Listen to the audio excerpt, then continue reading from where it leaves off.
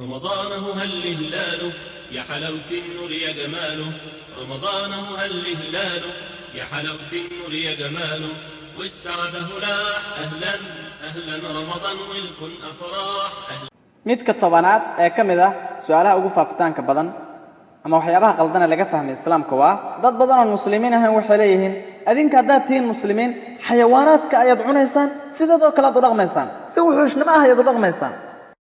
haddaad tihiin muslimiin xayawaanaadka aad cunaysaan sidoo kale aad u dhaqmaysaan dariiqo wuxuushnimo ah ayaad u dhaqmaysaan waan ku waafaqsanahay maanta saynisku wuxuu noo sheegayaa waxa aad cunayso inay dhaqankaaga saameyn ku yeelanayaan waan ku waafaqsanahay in waxa aad cunayso ay dhaqankaaga saameyn ku yeelanayaan waa isla sababtaasi noogala xaaraantinimeeyay haddaan nahay muslimiin inaan cunno xayawaanaadka wax ugaarsada ee halista ah sida shabeelka haramcadka libaaxyada waa kuwa wax ugaarsada waxaa naloo ogol yahay inaan cunno xayawaanaadka nabadaysan sida lo'da ariga idaha maxay annaga nabadda ayaan jecelnahay dhammaantood waa xayawaanaadka nabadaysan waxaa naloo ogol yahay xayawaanaadka nabadaysan oo kaliya inaan cunno sida ariga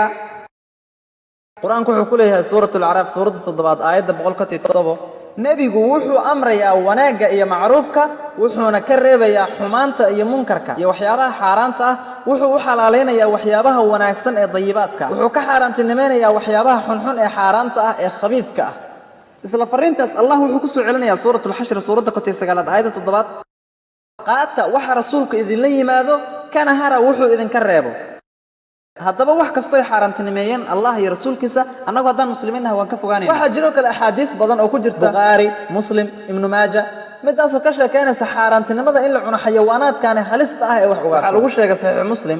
kitaabu saydi waddabaa'ix xadiidka 4712 sidoo kale waxaa lagu sheegay musnad ibnu maaja fasalka 13aad xadiidka 3232 iyo xadiidka 3234 noocyada cuntada ee kala duwan ee uu xaaraantinimeeyay rasuulka waxaa ka mid ah mid kasta oo mici leh oo ka mid ah xayawaanada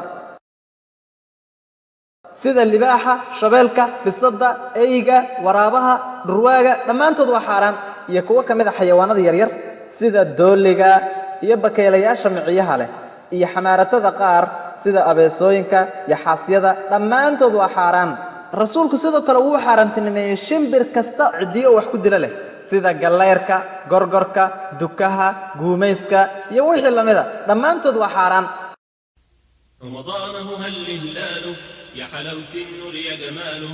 رمضانه هل هلاله يا حلاوة النور يا جماله، والسعادة هلاح أهلا أهلا رمضان والكن أفراح أهلا أهلا رمضان والسعادة هلاح أهلا